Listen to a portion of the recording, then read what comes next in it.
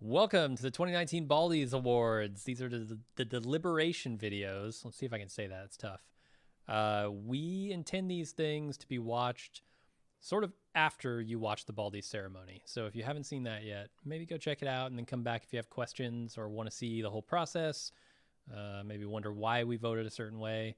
This is where you'll get all that information. Also, we're going to spoil every single bit of everything on this list. So if you haven't seen it all, don't watch this. If you haven't seen every piece of television and film that came out this year, you probably shouldn't watch. That's not true because this is actually not intended to be a comprehensive list of everything that came out this year. It's actually just everything that we saw, either one of us saw, that came out somewhere between January 1st and December 31st, 2019. So if you're wondering, oh, why didn't X get included? It's probably because we didn't see it or it didn't come out this year. So yeah, I think without further ado, let's check out the Baldies. This category is comedy, which tends to be difficult because I watch a lot more comedy than you. So this tends to be a one man comedy. But you, I'm looking through the list. I think I watched all the important ones. Oh, okay. Well, all the ones that I think are going to end up toward the top of this list, except for maybe one, but we'll see. This is truly unsorted. This is just, I think, maybe a chronological order of when we watched them, maybe. Can I put a massive caveat in here? Okay. Neither of us watched Succession. Yes. And I know people are going to be like, this list is bullshit because Succession isn't on it. It was clearly the best comedy of the generation. We didn't watch it, so it's not on this list. As with Veep, we didn't watch it. I watched season 1. I thought it was better than I hoped for, but I did not watch season 2 because it was not that amazing. Yeah, sometimes, and you know what? If you think it's that amazing, I don't want to try to talk you out of it. No, good for you. It seems I'm like happy you enjoyed it. Lots of people that I really respect think this is a hilarious show. I just have zero interest in watching it. So let's talk about comedy in 2019. We're going to do the center to the top method where we just start at the top, we go down, and if something seems like it's in contention for the best, we send it to the top. Else we let it, sometimes we send it to the middle. Dead to me. Send it to the top. Dead to me is at the top. Top. Did you see this? Yeah, I watched not all of it. I watched like 4 or this so is the episodes. two women, Christina Applegate and Linda Cardellini. They are, well, the setup for this is that they are both in a support group for women who have lost. Christina Applegate loses her husband. She's kind of the main character. Yeah. And Linda Cardellini is there, I believe, for the same or a very similar reason. And they kind of end up forming a friendship, bonding over their shared sadness and grief.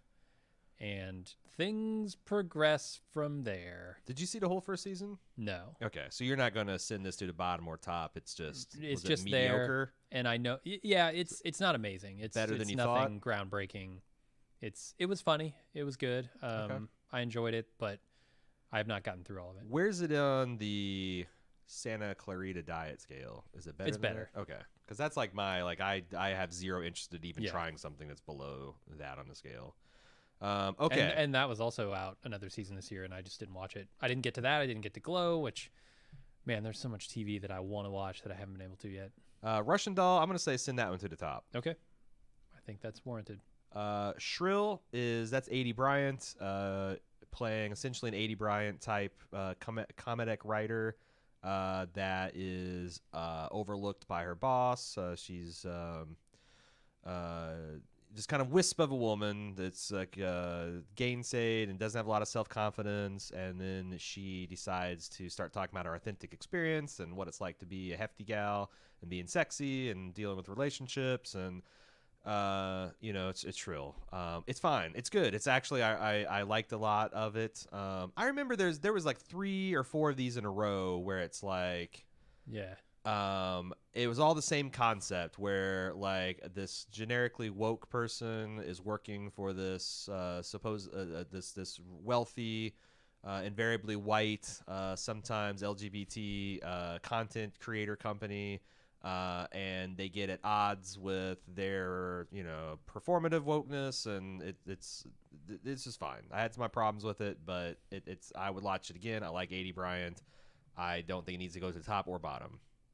Yeah, a lot of this stuff is sort of a victim of the coverage that we gave it because, like, So many of these are just one-off things that we watch for Bald Move TV. I did watch this entire season because each episode is like 15, 20 minutes long, and it was easy to gun through it all.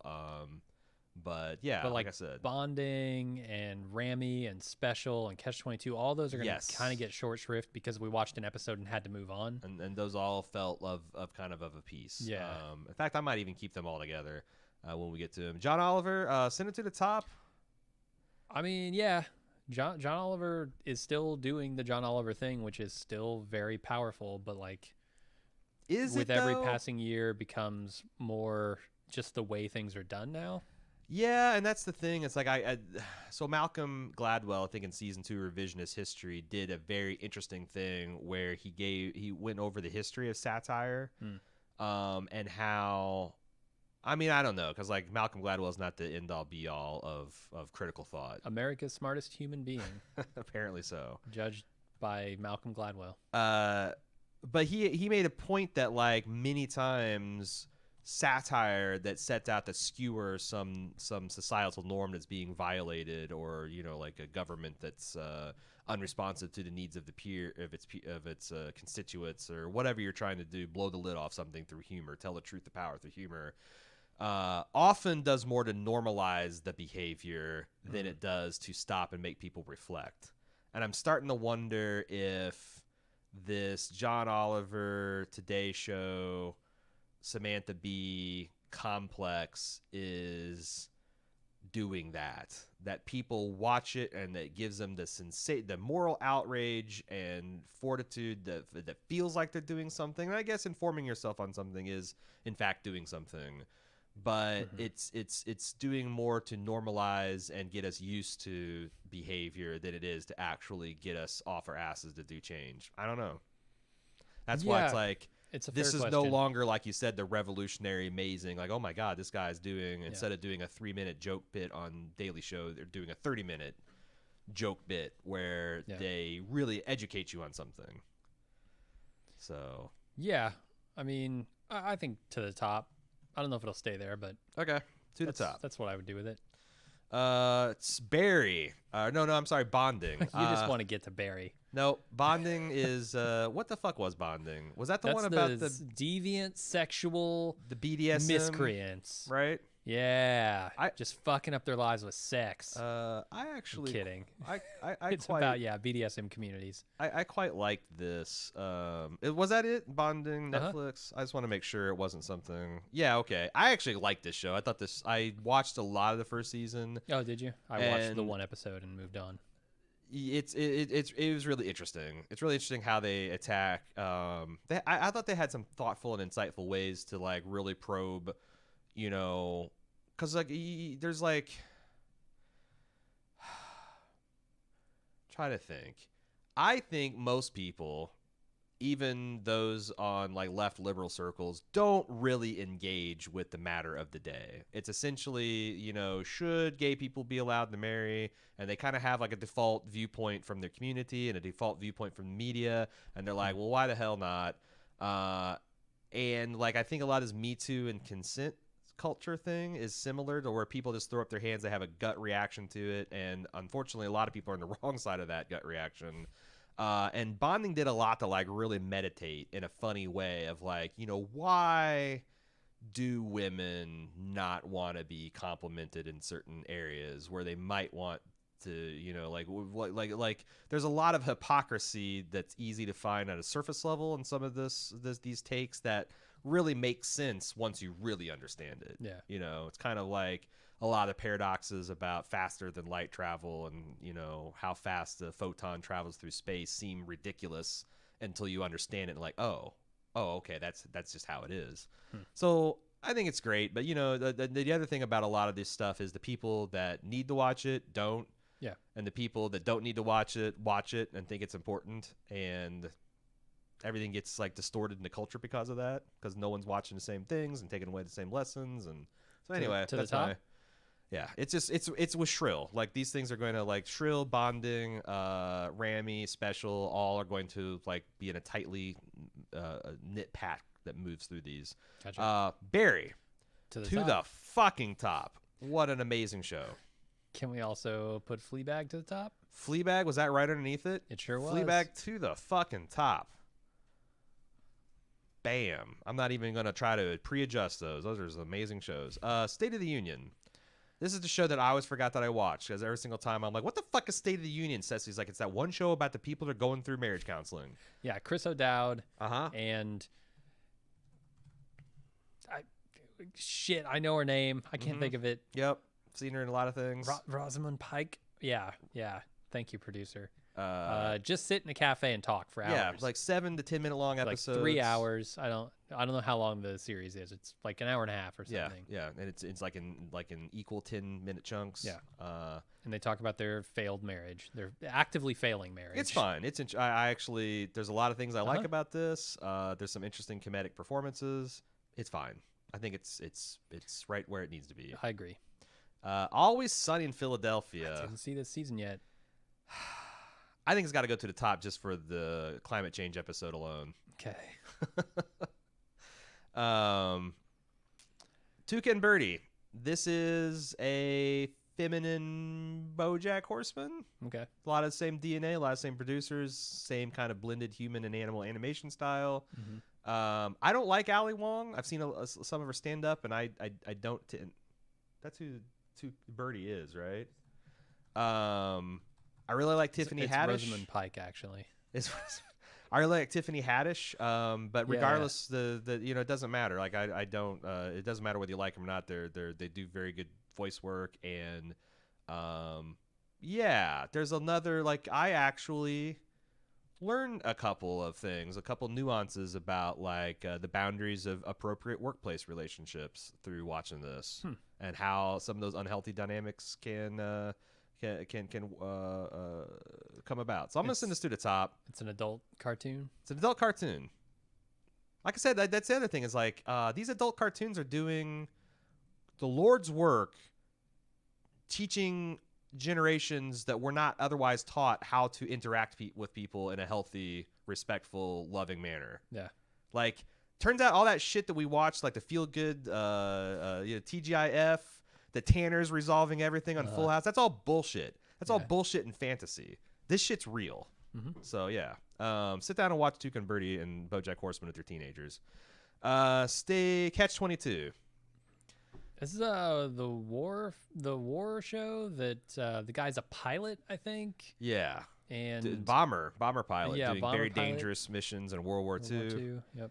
And the Catch 22 is obviously, if you're crazy, you have a mental illness, you cannot fight in a war. Right, you're discharged. But if you fake a mental illness, it's proof, or if you want to get out of combat, it's proof that you're not crazy. Right. So it's an inherently funny, tragic concept. It was executed very well. I watched the first 2 episodes. Yeah. I didn't finish because I didn't have time. Same here. And unfortunately, it's going to have to stay there because of that. Good Omens to the top. Good Omens I watched all of. I'd put that to the top. Yeah. To the top. I really enjoyed that. It's good. It's good. Rami. A lot of fun. Rami and I thought Special. was awesome. I'm going to send it to the middle. Yeah, with Shrill and Bonding. Rami was really good. It was another victim of our schedule that I just never got to it. I grew up as in a kind of backwards, regressive religious environment. I'm not going to say the exact same DNA is there with Rami and his conservative Muslim community, but it's not there. You can understand the pathos a little bit. Yeah, a lot of the like seemingly nonsense, like, because every religious tradition, if you look at it from like a secular viewpoint, none of them, like, people like to give shit to the pantheon of Hinduism because you got elephant-headed gods and you got gods with 6 arms, and our God just spent 3 days in the ground and resurrected himself, and that's just normal stuff, normal God stuff. No elephant heads. It's only normal because we live in the society in which it's normal. We live in a society. So, we certainly do. We do. So yeah, I'm Shrill. It can hang out there with Shrill and Rami. I threw Special in there too. Special is about a person with a disability and what it's like, to both need people to help you out in your day to day, but also kind of like how that sucks. I believe he's also a writer working at a... Yeah, this is very much in the vein of Shrill in the setup. Yeah. So you got that. State of the Union Catch 22. Los Spookies. To the top. To the fucking top. You know what? Good Place season 3 to the top. Righteous Gemstones to the top. Rick and Morty to the top. Mm-hmm. Documentary Now to the top. BoJack Horseman to the top. I'm trying to think. Man, what were the I'm going to look up the documentary. Yes, please do. I'm going to send them all to the top, and we can argue about it. And then we have The Unloved Stepchild. Apologies to all the loved stepchild children out there. Frankenstein's Monster Frankenstein. Oh, yeah. This is the David Harbour... Yeah. Short like stage play mockumentary. Yeah. I liked it. It's funny, but I'm never going to watch it again. Yeah, I'm probably not either.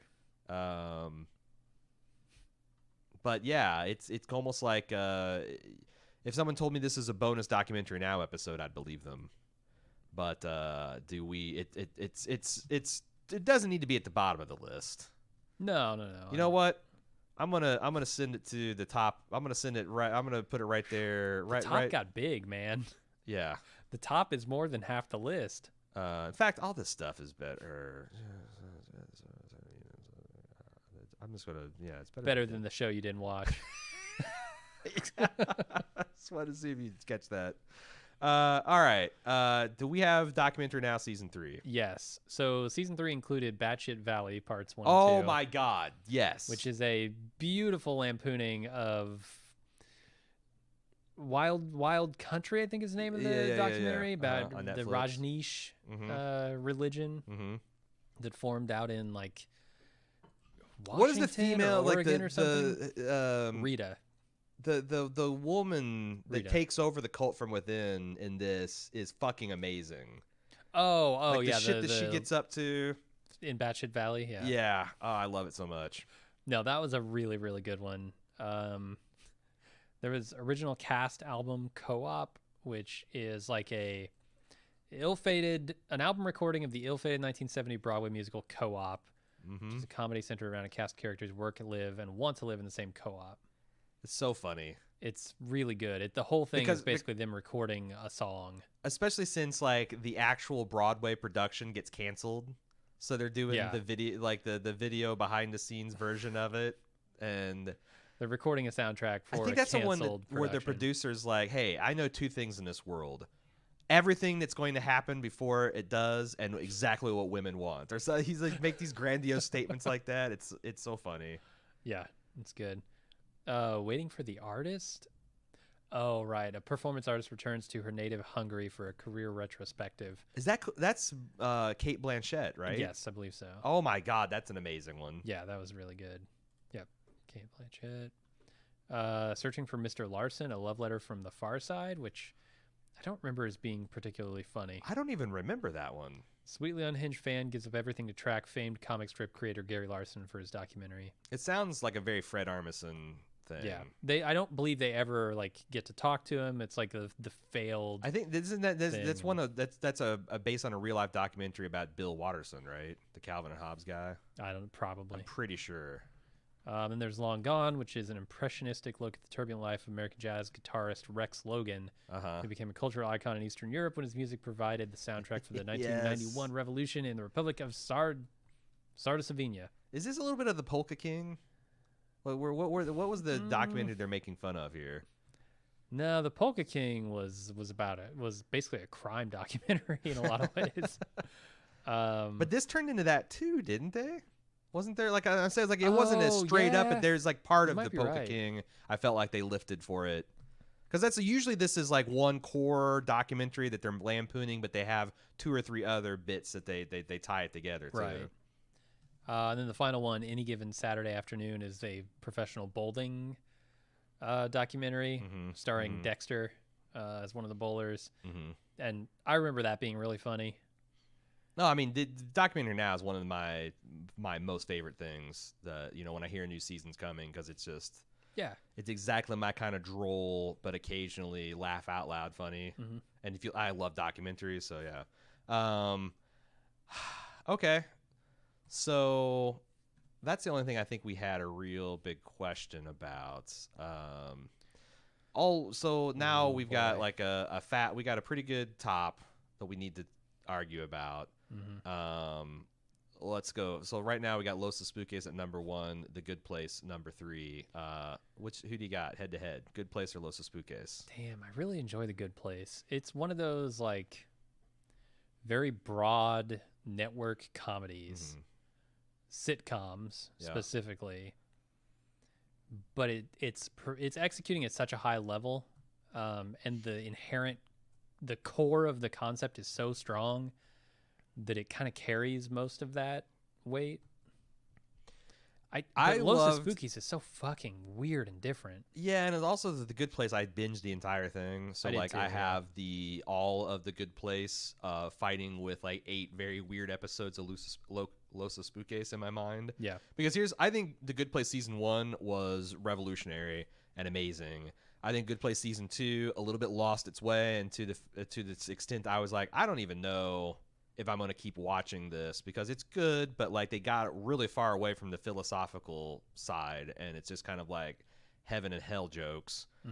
And then season 3 I thought was back to form, where yeah, they end up going to hell, and so many things happen. Yeah, like Ted Danson is trying to get them to the good place. He's working with them now. Yeah, they go to hell, they come back, and then they have to hide from Scott. They reboot it to where they're back on Earth and they're living, and they're trying, like, everyone's trying to put their thumbs on the scales of them to be to be sort of back into hell or appropriately into heaven. At one point, Janet's playing all of the characters on The Good Place phenomenally because she's like fractured her. I don't know, and she's not a robot. She's not even a she. Nope.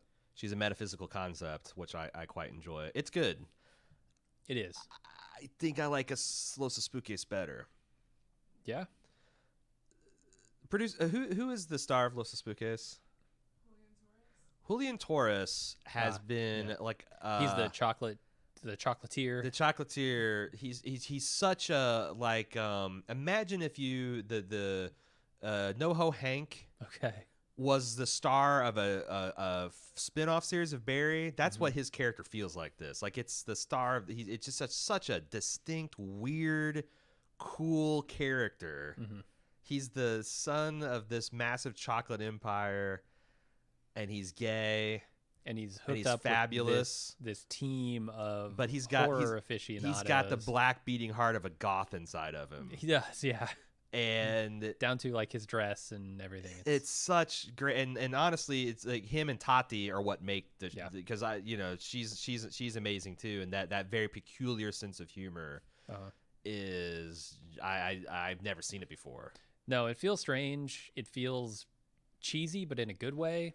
There's so many awesome, like, there's this one like elegant woman who has this like ballroom gown on, and she's got these silk gloves, and there's this little staircase that her hand kind of trails up, and then she walks her fingers up to the top of the staircase that holds a martini glass.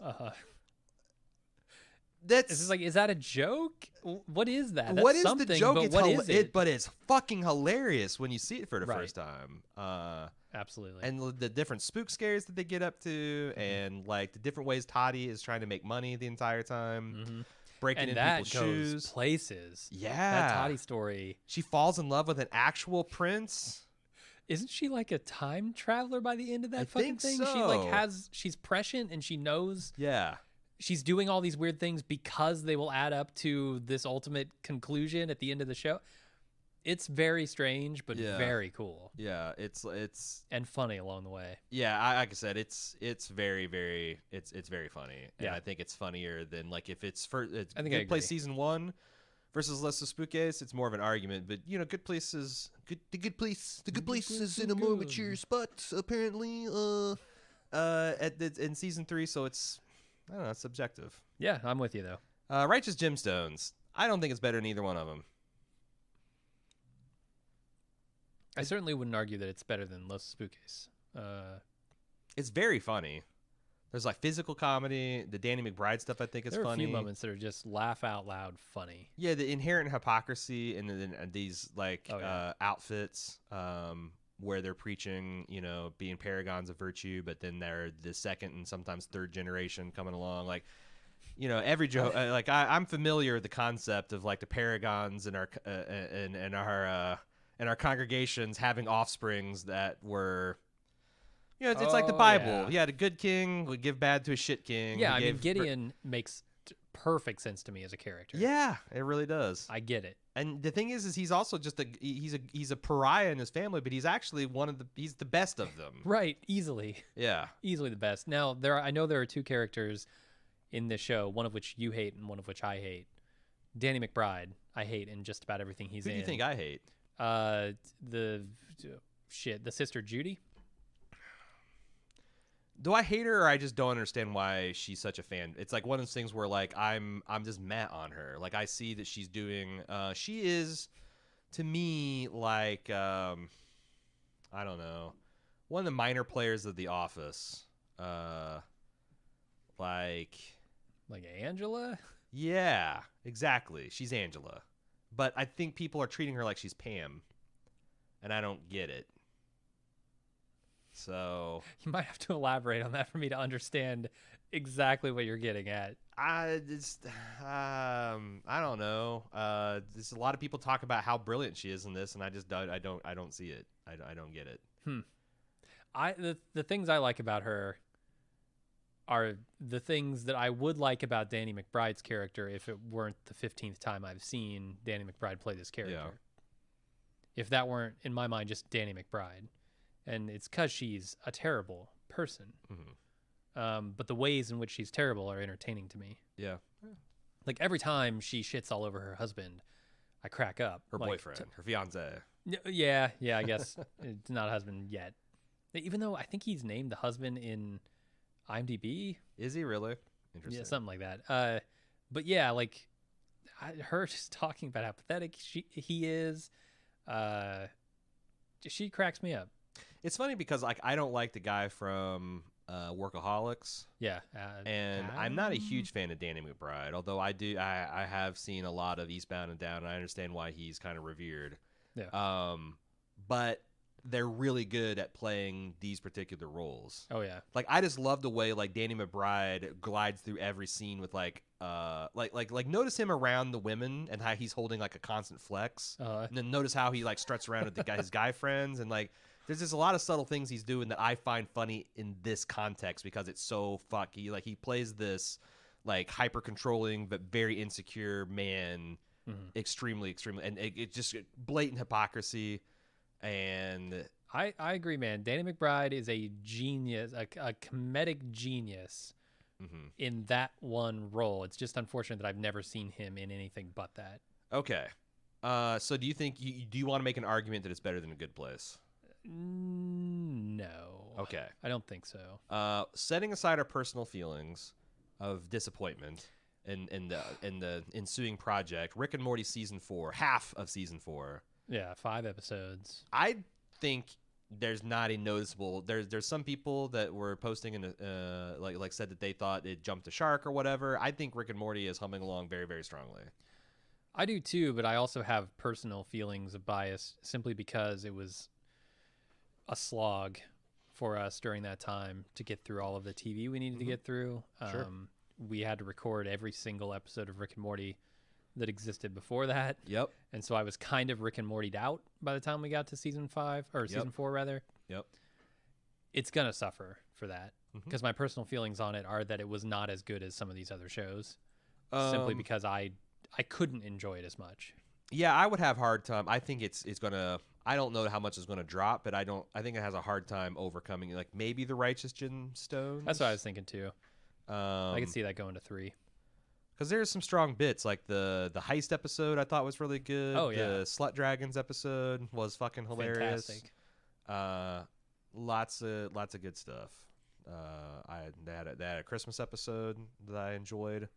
But I can see at least 3 other things on this list that I think I'm going to argue for are better than Rick and Morty. So I don't know if it's going to stay in the top 5. We just refreshed our memories of which documentaries were in this year of documentary now.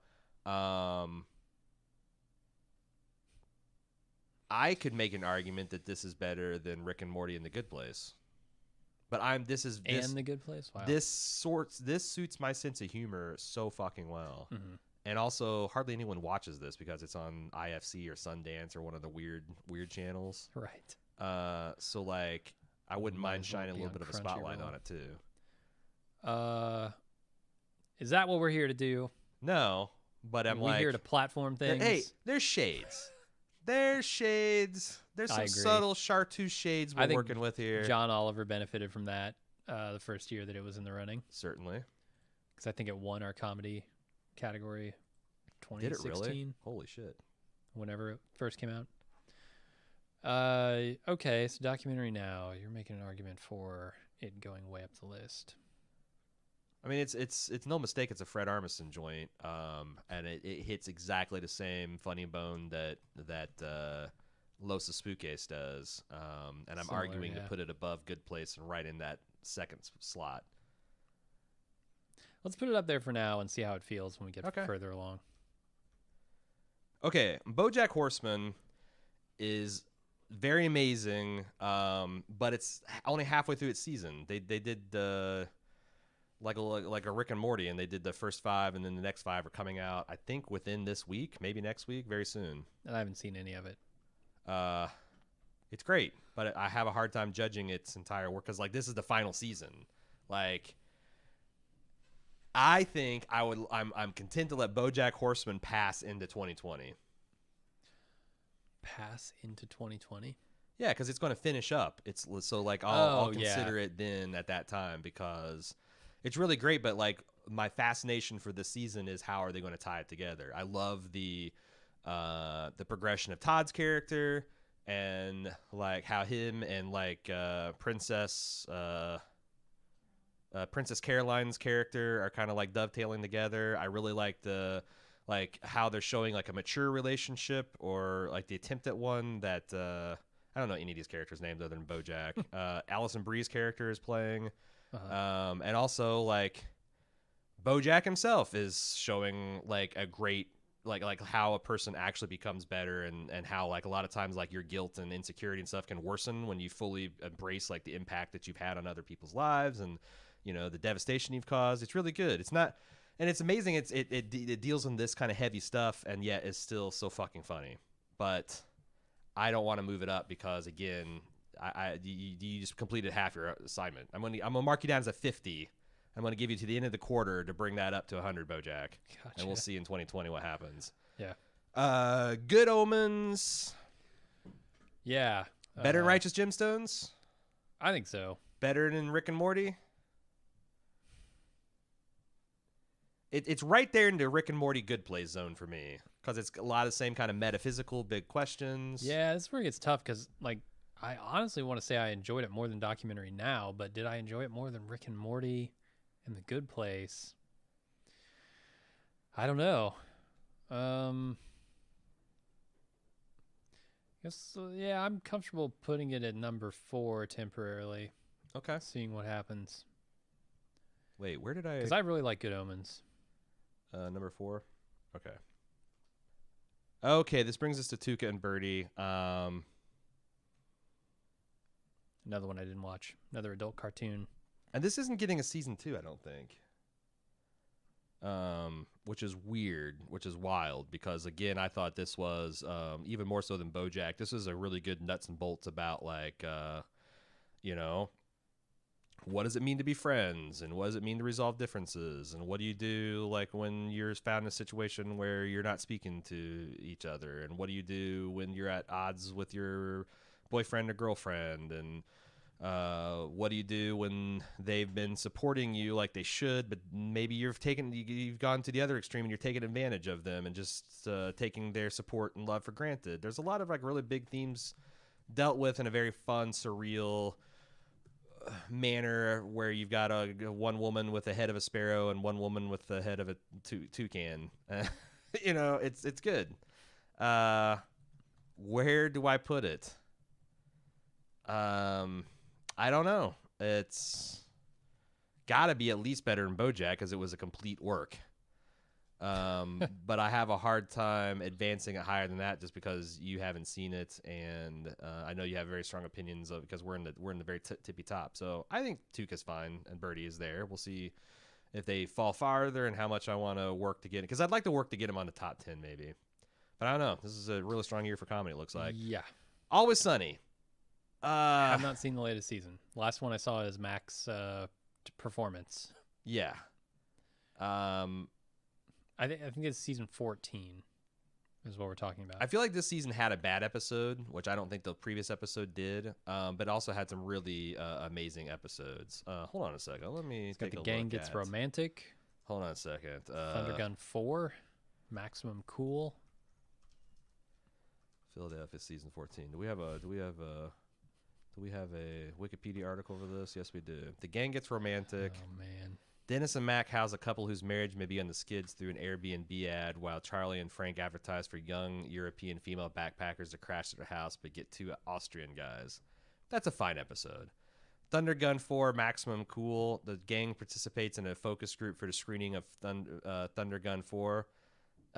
Yep, that's pretty good. Yeah, damn. I see the screenshot of this. Uh-huh. And it's clearly Dolph Lundgren. Uh-huh. Which is amazing if you know anything about Always Sunny. Mm-hmm. D-Day is just really, really good. Really good D-centric episode. The Gang Chokes. This sounds amazing. They're back at yeah, whatever the restaurant that they always go to is with that Frank chokes, waiter they almost persecute. chokes to death, and none of the gang saves him. So there's just like this big, like that's a really, really good episode. The Gang Text during a day at the Philadelphia Zoo. Oh God, I forgot about this episode. This has got one of the funniest visual gags of the inverse tormented relationship between Frank and a gorilla. Jesus. That I've ever like. So what? Oh God, I don't want to spoil it, but it's sublime. The Janitor Always Mops Twice is a film noir story of Charlie. He navigates the Philadelphia seedy underbelly to discover how Frank got diarrhea. The Gang Text and that is an all-time great episode. The gang solves global warming already. Like, I feel like that might have changed some people's minds that needed changing. Patty's Has a Jumper. Holy shit, where they break down the ethics of what's best. Like, should they stop a man from killing themselves? Would it be good for the bar if someone killed themselves off their roof? Oh boy. And then A Woman's Right to Chop. I haven't seen the last episode. Waiting for Big Mo. Waiting for Big Mo is the one because we had a big problem with our PlayStation View. I was watching PlayStation View and they canceled their service, and I wasn't able to catch up before we canceled it. So yeah, some historically good episodes. So what do you do when you had a couple of these? I think were kind of bad. I'm not sure which one it is. Maybe the Thundergun 4 was not as good as I thought it would that's be. A shame. Man, I can't believe how few people are watching this too. 250,000. Wow. On the ratings. What do you do where you've got 14 seasons in, this fucking thing's still going strong? Are they going to not quit until they catch up to the Simpsons?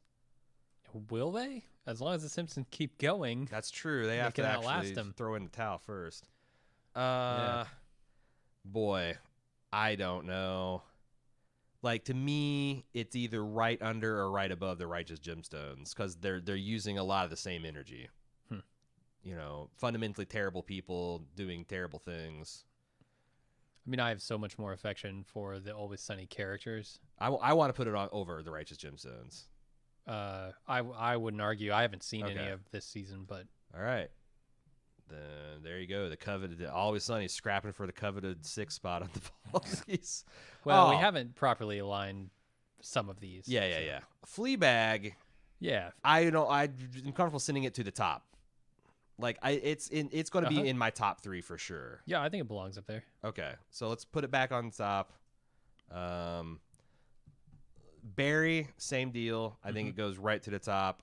John Oliver is a more interesting case. I kind of think John Oliver is okay where it is. Really? Okay, Yeah. number 12. I think Russian Doll needs to come up a little bit.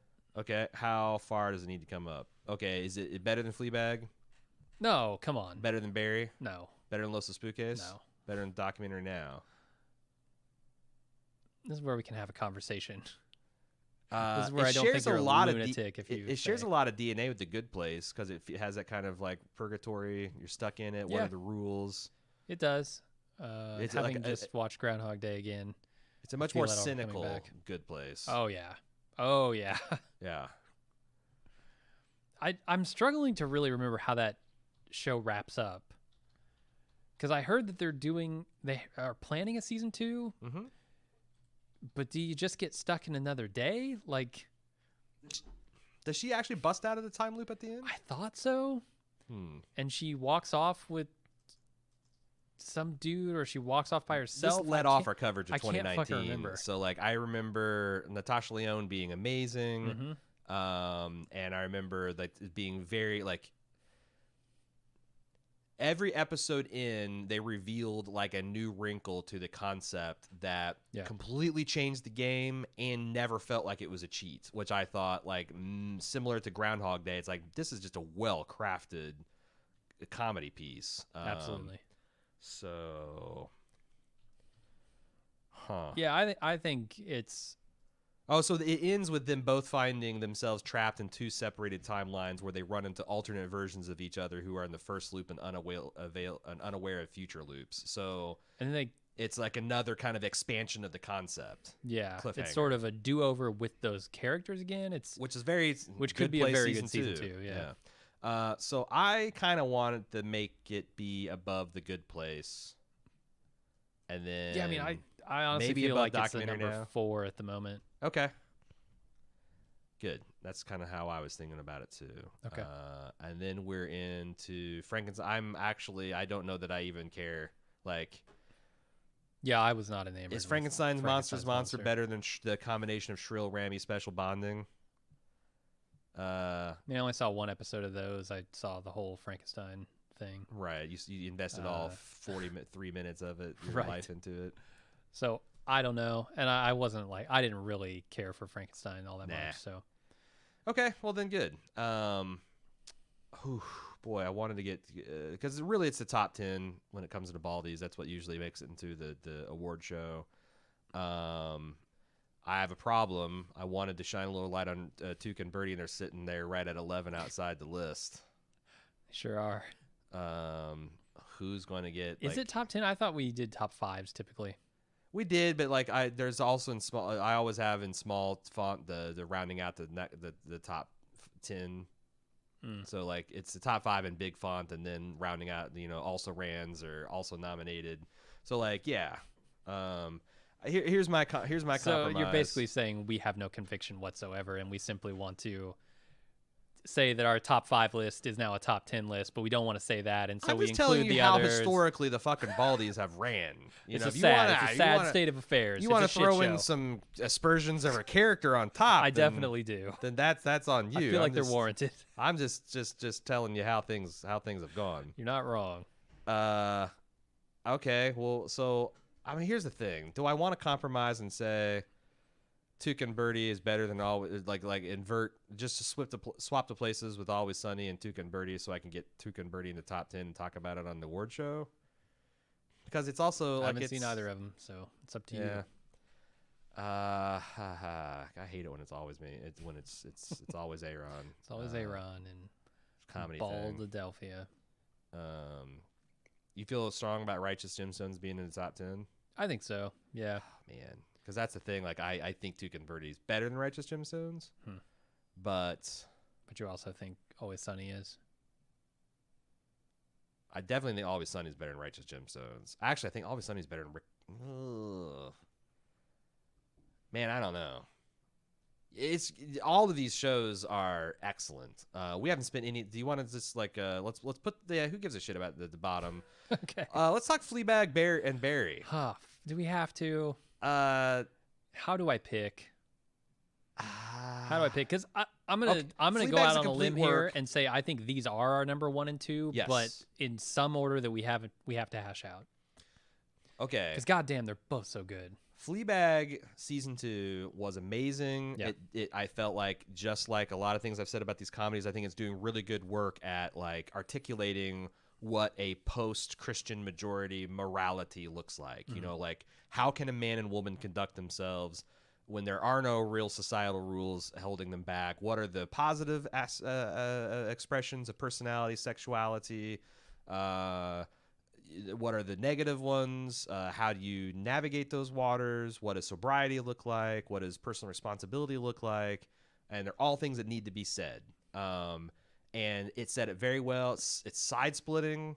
I related a lot to the family dynamic. And Phoebe Waller-Bridge's performance in that is excellent. She is amazing. There's a scene in a confessional booth with that priest that says everything I've never thought to say about life, but is so fucking true.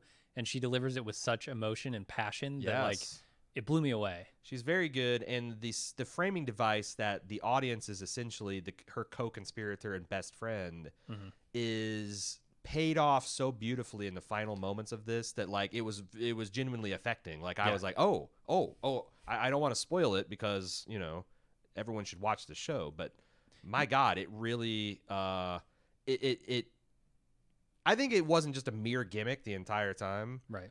But it really like there's like if you didn't have that the entire time, the ending wouldn't have landed as well as it did. It's kind of the payoff I was hoping for with Mr. Robot, with our participation as much as it is in that. Yeah. They didn't do much with it. But then Fleabag comes along and does everything with it, and I'm like, wow. On the other hand, Barry, holy hell, it covers some ground, man.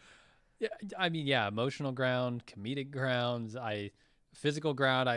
That episode, the Taekwondo episode, is I forgot how fucking funny that whole thing was. It's not just funny, but also its fundamentals as an action show are pretty solid. Like it's anytime true, Barry has to go and kill people or like, you know, do some wet works, it's very genuinely exciting. It's filmed like a big budget. It's filmed like a strike. What is that? What that's the Cinemax like Strike Zone or Strike Back? It's filmed like a Jason Bourne. It's filmed like a Mission Impossible. It also happens to be very, very funny. Yeah.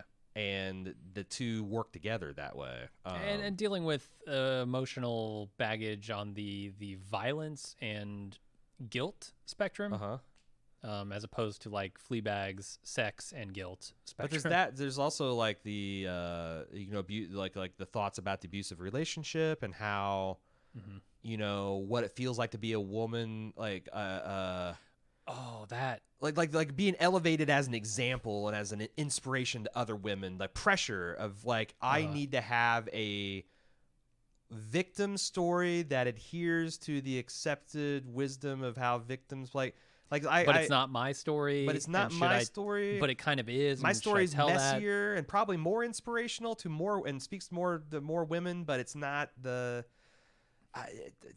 Yeah. I mean, along the lines of Fleabag, there is another monologue that's delivered by Sarah Goldberg, is the actress's name, and she like, it's funny because this whole show is set around like an acting class, and so when you see things like this, you're like, okay, are these people supposed to be playing bad actors? When do they play good actors? When are they supposed to not play an actor at all and just play a person? And I think in that moment, she gets to that space where she's just a person that is maybe a good or bad actor. I don't know. In moments, she's both.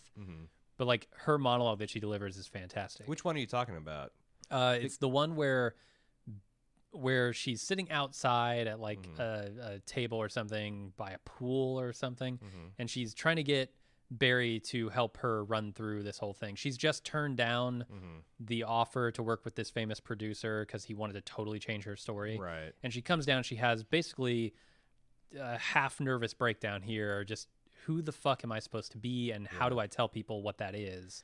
Is it the same? Because like you saw it more recently than I, but there's also, maybe it's the same one. There's also this like her trying to be happy at Barry's success while also realizing that it's completely unearned. She covers a lot of ground in that monologue. Okay. I think it's the same one. You're right. That is just her fucking performance. It's just like a 5-minute nonstop, like very rapid fire monologue. It's as impressive as anything Elizabeth Moss did on Mad Men.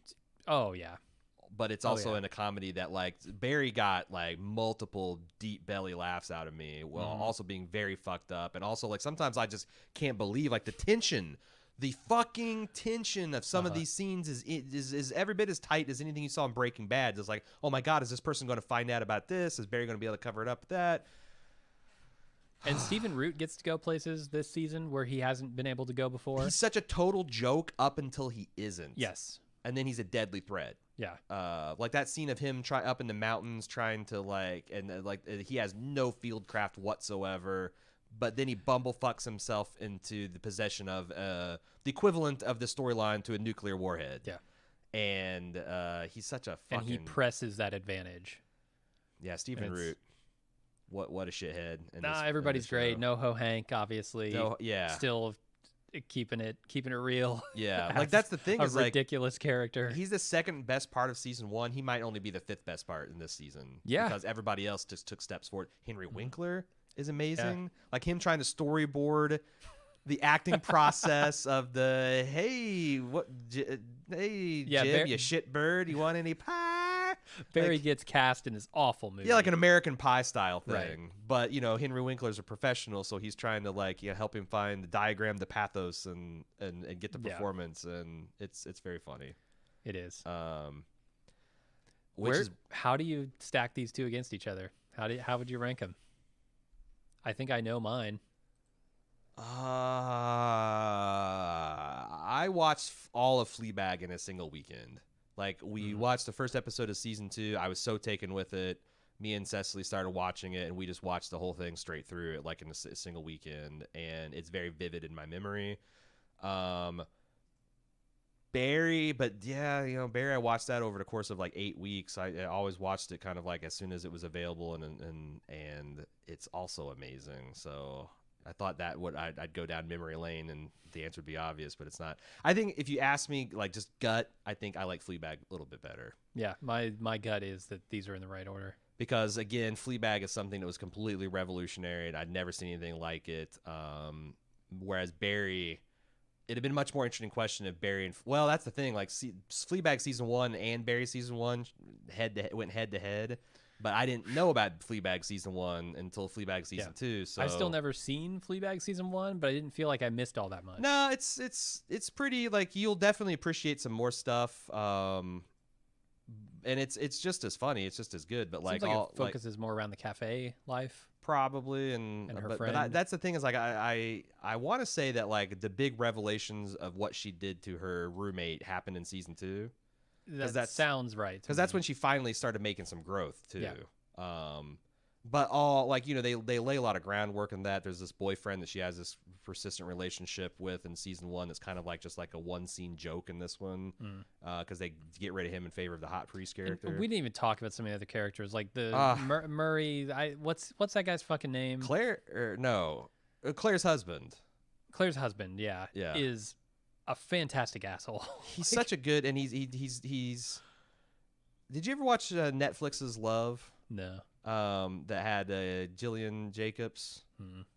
He plays her kind of boss / colleague, and is just he's so good at playing a guy that you just want to hate at a visceral level. He has one of those faces that, combined with any kind of dislikable personality, will immediately make you hate him. It's like Jack Gleason playing King Joffrey, only less murderous, psychopath, and more just petty sex pest. Yeah. Some of my favorite moments in that entire season were just Fleabag and him yelling "fuck you" back at each other. Like 4 or 5 times. Yeah. And her sister Claire is fucking amazing. I loved her dad. I love the stepmom and how fucking passive aggressive and what a shitter she is. There's a lot of her in season 1 too. But again, Barry's amazing. This is a. If I was a total sellout, wishy-washy person, I would make these both co-winners. But no, you're not gonna do that. We'll read 10 in a top 5, but we will not make a co-winner. That's where the line is drawn. Yeah, right. How do you like your top 5? Here's the thing: 1 and 2 are clear standouts to me. Yes, head and shoulders above everything else on this list. Yeah, there is a little bit of a fall off between that and Los Espookes, and then you've got like these original quirky comedies that kind of like I think Los Espookes Russian Doll documentary now, The Good Place, Good Omens are a similar kind of like really knotted up in terms of quality. And then there's another slight step down to the Rick and Morty, Always Sunny, Righteous Gemstones, Which is maybe not even to say that I think they're less funny. They're maybe Yeah. just well worn. Yeah, and A that's little the same too thing. well I feel worn like to the same be thing. interesting. BoJack, the Tuke and Birdie suffers that you haven't seen it, and BoJack you haven't seen it. Plus, it's an incomplete project, and et cetera, et cetera. Yeah. But yeah, and also like maybe it's just a half season. They haven't fully developed its themes, but like this season of BoJack didn't knock me over like last season. Last season was just a tour de force, and it just kept on building. This one felt like more, I guess. I don't know. Is it not as entertaining to watch this horseman put his life back together as it was watching him fly apart? I don't know. So yeah, are we good with our top 5?